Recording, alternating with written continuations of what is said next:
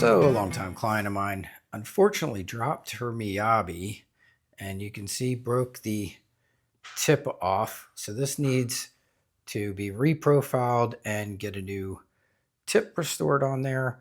I'm going to show you how I do this. And whenever it's a really nice knife, sometimes I'll eyeball them, but when it's something like this, which was not inexpensive, I usually like to draw a pattern out because I want to keep as much of the original profile of this knife as possible. I don't even like to eyeball it when it's something expensive. So here's what I'm going to do. All right, I'm going to show you again here because I just checked the video and for some reason it came out all blurry. So I'm going to just show you exactly what I did here again real quick. I took a piece of paper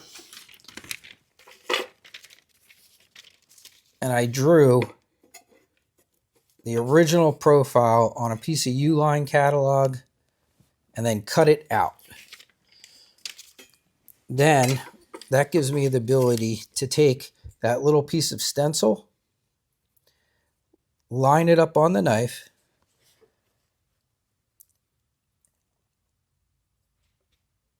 and you can see here I filled in where the point would have been, so I can come to where I can have a nice point again. And if I come to the very base, you can see this shows me the absolute smallest amount of metal that I can remove from the spine side down to have this same profile that the knife originally had. And that's how I do it when I'm working with an expensive knife, that I want to make sure that I'm giving it exactly the same profile it had originally back.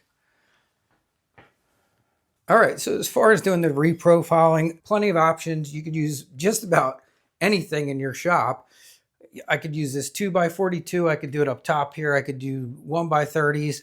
I could use my buck tool, which is the one I generally will use a lot, will be this one. But today I'm going to show you a different one. I'm going to use my CBN wheels. So over there in the corner, I have a 350 grit CBN and a 600 grit CBN wheel. And I'm going to use that CBN wheel to do the reprofiling of this Miyabi. Taking a little bit of cooling water just in case I need it. There is a good bit of grinding here to be done. And I'm probably going to put a tiny bit of Wonder Slick Stick on here.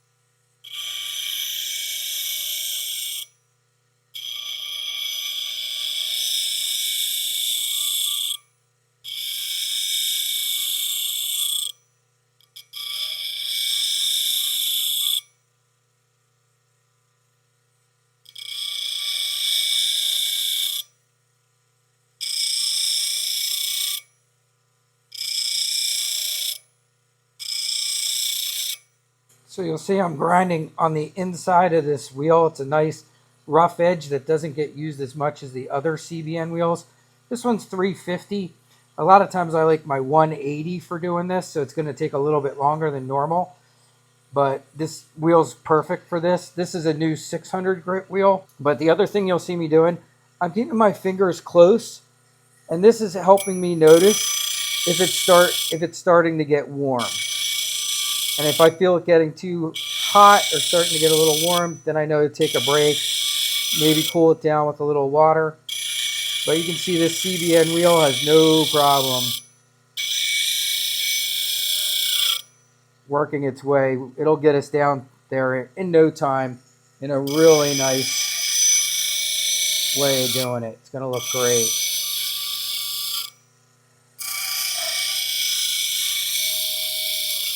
While we preserve as much metal as we possibly can.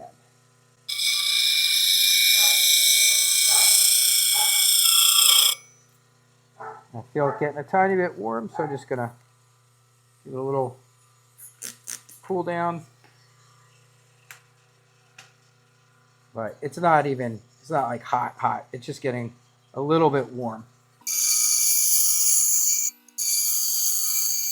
And you'll see me moving across the wheel. Sometimes it's just like, I'm just trying to make sure I'm wearing it evenly.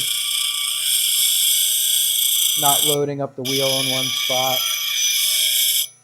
Also, that tends to keep the heat down. You keep moving. And we're getting close here.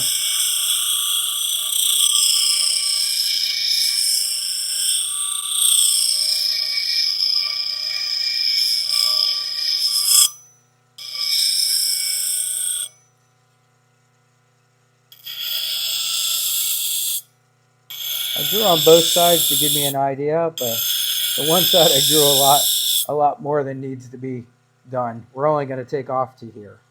So that side wasn't drawn as well.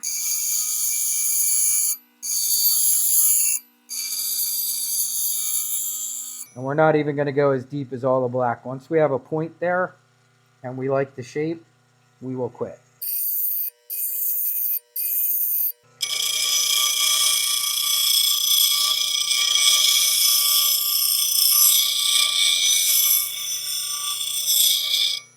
One of the great things about CBN is how cool it stays.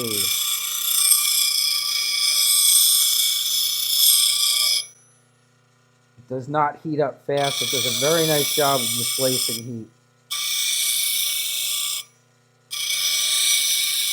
And as you get closer to your tip where it gets thinner, it does get warmer faster, so you do have to be conscious of that. We are very close to being done here.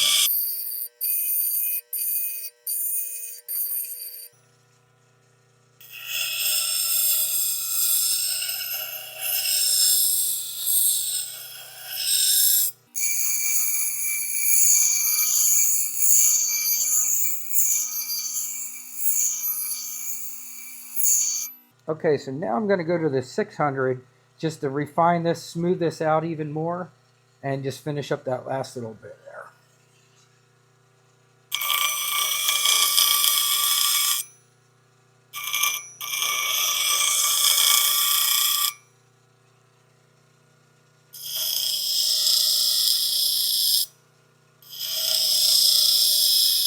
And remember, as we sharpen too, so once we go to sharpen this, we're going to get very close to being able to refinish the rest of that point. So you don't have to bring it all the way down to that perfect point, because some of our sharpening and thinning is also going to do that. So I'm done with the CBN wheel. I don't need to do any more here. Unfortunately, since this isn't going to really require thinning, because of the fact, since we came from the top down, we really are already at the normal thinning part of the knife. Up here, we might need to do a tiny bit. You can see, but that profile looks good. So now I'm going to touch up the top here, because it is still really rough from being on the CBN wheel. But I'm just going to take it to these 1x30s real quick. This is a A30 on here. It's really just to smooth that area out at the top.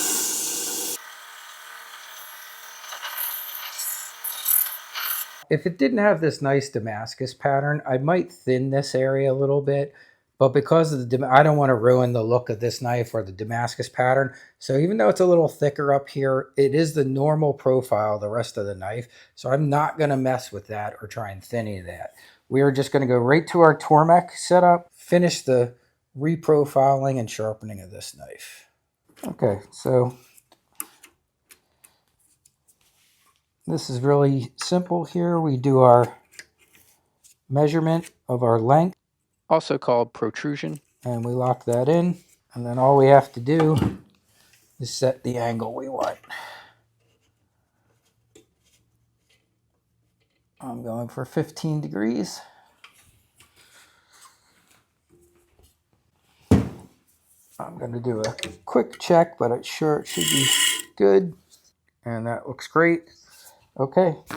We just go right down the line. We're going to raise a burr on each side.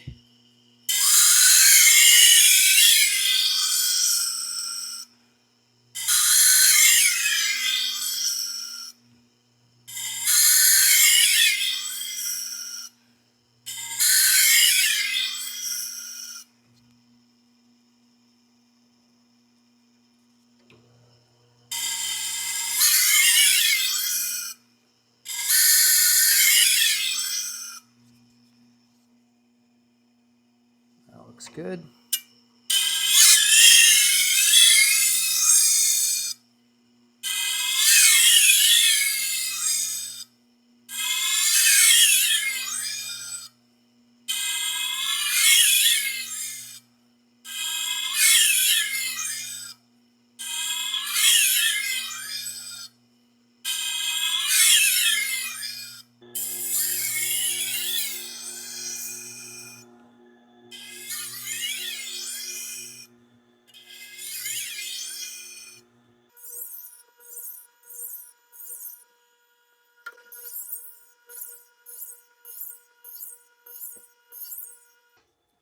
Let's give you a different angle. I don't think I've ever shot it straight on. All right, last one. You'll notice as I get towards the tip, I'm actually reaching towards the camera a little bit. It's a very slight, very tiny motion. Start coming forward.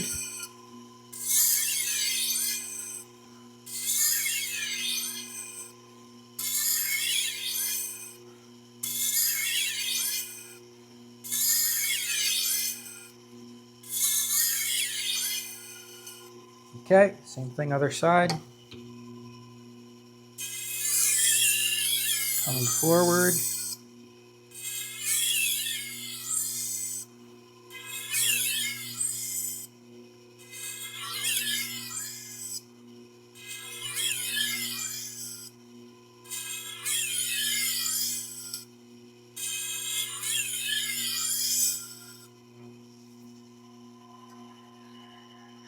And that feels really good. All right, so now we're going to go on to stropping, cut testing, and we'll be done. Sometimes I'll do a two strop process, and sometimes I'll do one. If you only have one, that's fine. Sometimes I do 2 different micron of diamond sprays, or in this situation, this one happens to be set up with a compound. So I'm going to do this one with the compound on it first, and then I'm going to do a much higher 22,000 grit diamond spray. So this will just be just a couple passes here, probably 2 on each side. And I'm kind of manually adjusting the angle here because I know that's set for 17. It feels really good. All right, here is my round leather wheel. This one has an even higher diamond grit on it. It's 1 micron, which tends to be somewhere between 16,000 and 22,000 grit. And I'm just going to do a quick, this is what I spray on there. I mix it my own. If you haven't seen that video, you can go check that out. I show how you can make your own diamond sprays, save yourself a ton of money. And in my experience, they work just as good as most of the things you're going to see out there on the market. Yeah, this thing feels razor sharp.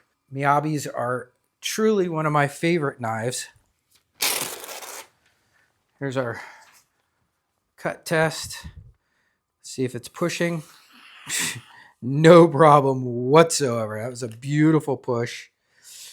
I'm sure it's pushing in every little spot. So now I'm just pushing all the way down different lengths of the blade. See all those little cuts there? Yeah, this is just, yeah, this thing is wicked sharp again. So now the only thing I have to do is clean it up a little bit. I'm going to take that little bit of Sharpie that's on there off. I can do that with Goof Off household cleaner, or I can do it with alcohol. Either one works well. Nothing works as great as 99% isopropyl alcohol is the best thing for getting Sharpie off. You'll see it just, this will just melt it right off of there. I want to clean up that Damascus area up top. Yeah, still a little Sharpie because I wrote a lot on there.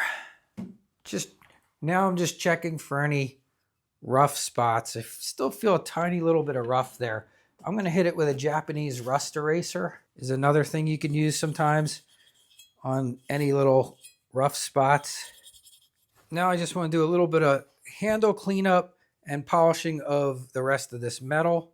I am going to put my mask on for this.